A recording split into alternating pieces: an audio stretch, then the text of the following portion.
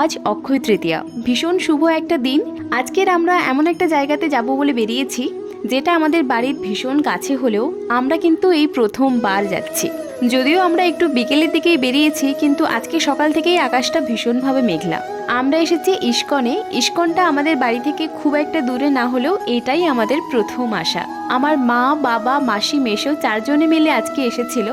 আমাদের আসার কোনো প্ল্যানই ছিল না, হঠাৎ করে আমরা এখানে পৌঁছে গিয়ে ওদেরকে সারপ্রাইজ দিয়েছি। ওরা ঠিক যতটা অবাক হয়েছে ততটাই খুশি হয়েছে, কিন্তু সেই মুহূর্তটা আমার আর ফ্রেমবন্দি করা হয়নি। যাই হোক, চলো তোমাদের জগন্নাথ দেবের দর্শনটা করিয়ে দিই। জগন্নাথ, বলরাম আর সুভদ্রা তিন ভাই বোনকে 21 দিন ধরে চন্দন মাখানো হবে, তাই এখানে চলছে চন্দন ঘোটার কাজ। তাই সবাই মিলে একটু একটু করে চন্দন ঘুটে দিচ্ছে, তাই আমিও একটু চন্দন ঘুটে দিলাম।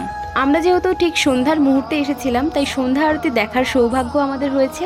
চলো তারই কিছুটা মুহূর্ত তোমাদের সাথে শেয়ার করছি।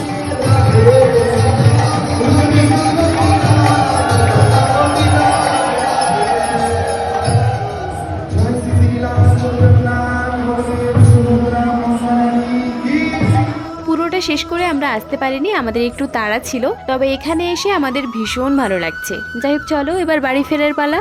আজ তাহলে আসছি, দেখা হচ্ছে তোমাদের সাথে খুব শিগগিরই পরবর্তী কোনো ভিডিওতে।